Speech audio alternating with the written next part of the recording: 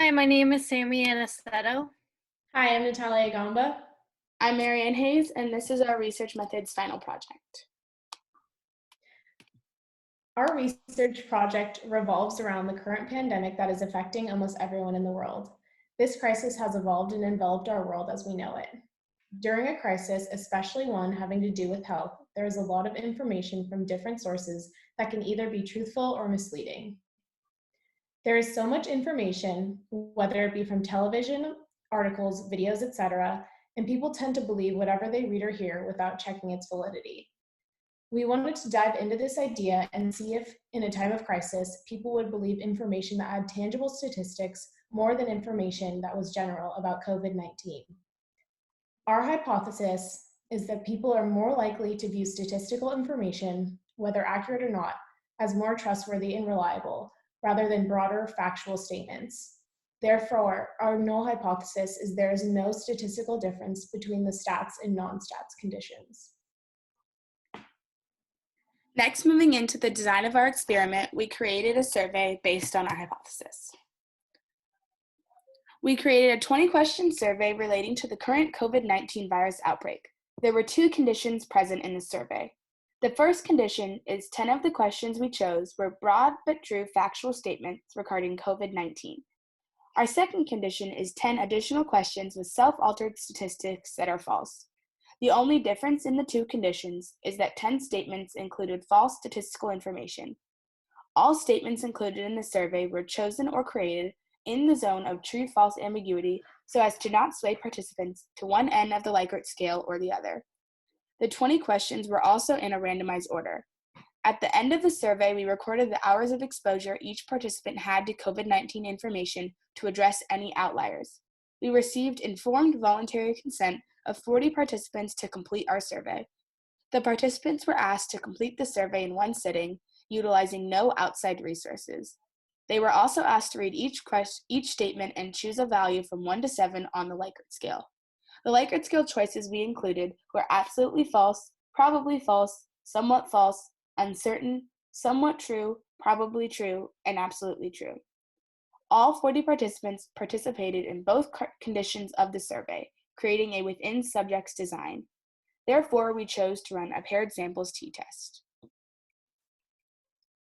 For the first part of our results and data, we first chose to run a paired samples t-test to compare the mean averages of the statistical versus non-statistical statements. After running a paired samples t-test, we found a p-value of 0.178. This indicates that there is no statistical significance found between the two statistical and non-statistical conditions, due to the p-value being greater than 0.05. Therefore, we were unable to reject the null hypothesis, which stated that there was no significant difference between the two conditions. However, the overall mean score for the non-statistical condition was 4.265, which is slightly lower than the overall mean score for the statistical condition, 4.4125. We expected this to a certain degree because a higher average for the statistical condition correlates to a higher frequency of 5 to 7 rankings on the Likert scale, or true rankings. Since we were not able to reject the null hypothesis, we looked into reasons why there was not a significant difference between the two conditions. One of the biggest reasons we found no statistical difference was the option in our Likert scale of uncertainty. Our Likert scales range from 1 to 7, with 1 being absolutely false and 7 being absolutely true. We gave an option for 4 as uncertain. The graph on the slide shows the frequency of how often each Likert option was chosen. As depicted in the graph, option 4, or uncertain, was chosen the most, with it being chosen over 150 times. This skewed our true and false averages towards the center of the range. We created two bar graphs comparing the number of hours of exposure to COVID-19 related information to the participants' scores. An exposure of 0 is equivalent to 0 to 4 hours. An exposure of 1 is equivalent to 4 to 6 hours. An exposure of 2 is equivalent to 8 to 12 hours. And an exposure of 3 is equivalent to more than 12 hours. For the graph comparing exposure to the non-statistical scores, there was no obvious trend. However, we did see differences between each level of exposure. The highest level exposure, which was more than 12 hours, seemed to have the highest mean score for the non-statistical questions, which is what we expected. Participants that had 8 to 12 hours of exposure had the lowest mean score for the non-statistical questions, which correlates to a higher frequency of a 1 to 3 ranking on the Likert scale. We did not expect this. We expected the lowest average to come from participants that had 0 to 4 hours of exposure, since they had the least amount of exposure to COVID-19 related information. For the statistical scores, there's no apparent trend found. Each level of exposure had an average of mean scores for the statistical questions between 4.39 to 4.5 on the Likert scale. This could be due to the fact that it is much more difficult to recall specific statistical information. For example, if a participant read a news headline about a tiger in the Bronx being the first animal to get coronavirus, it is more likely that they recalled that information rather than specific statistical information such as a percentage. This is not what we expected. We expected the highest level of exposure, which is more than 12 hours, to have the lowest mean score for the statistical questions. And we expected the lowest level of exposure, which was 0 to 4 hours, to have the highest mean score for the statistical question. We were interested in finding out which statistical questions people perceive to have a value of truth correlated with the statements, and which non-statistical questions people perceive to have a value of false correlated with the statements. In our case, because we use the Likert scale of 1 to 7, with 1 being absolutely false, 7 being absolutely true, and 4 being uncertain, we perceive the rankings of 1 to 3 to be correlated with a false value, and the rankings of 5 to 7 to be correlated with the true value. In doing so, we gathered our data and created 2 pie charts. This pie chart on this slide depicts each non-statistical question, and the percentages show which questions the participants ranked as 1, 2, or 3 the most. As shown in the chart, the top 3 non-statistical statements that participants ranked 1 through 3 on the Likert scale most were: because women have an extra X chromosome, those genes are immune response genes, which lowers women's risk factor compared to men. The naval hospital ship sent to aid New York City with the COVID-19 pandemic is refusing to treat COVID-19 patients. And Barcelona, Spain is no longer treating people above the age of 80.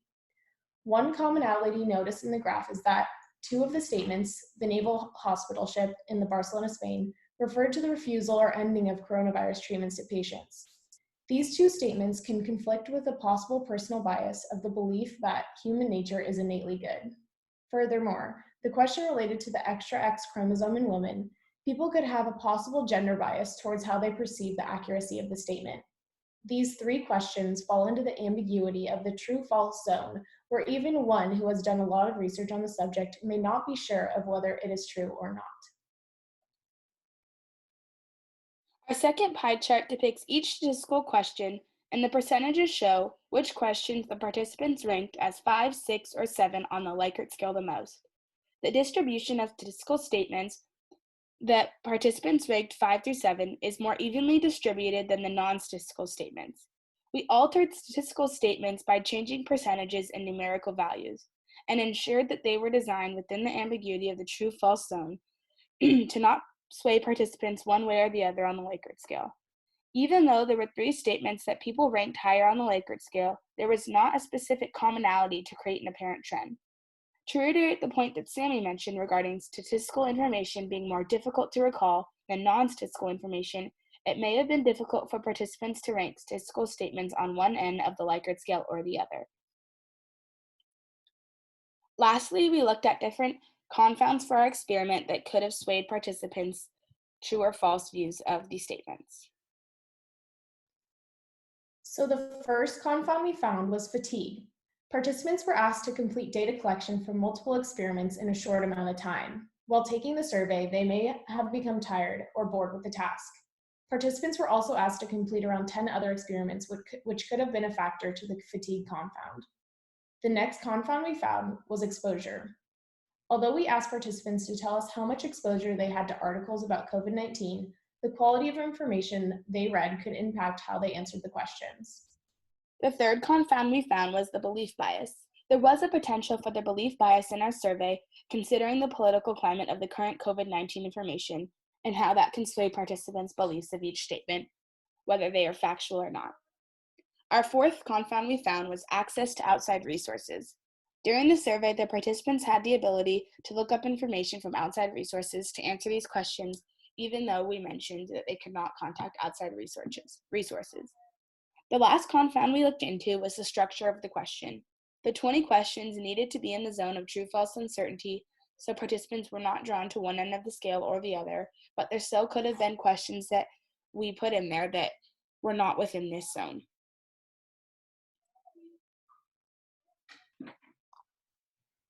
In conclusion, we were unable to find a significant difference between the two conditions.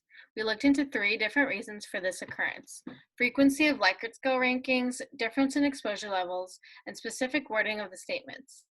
For further research, we would like to eliminate the choice of uncertain to see how that affects the data, and spend further time choosing specific statements that fall into the zone of true-false ambiguity.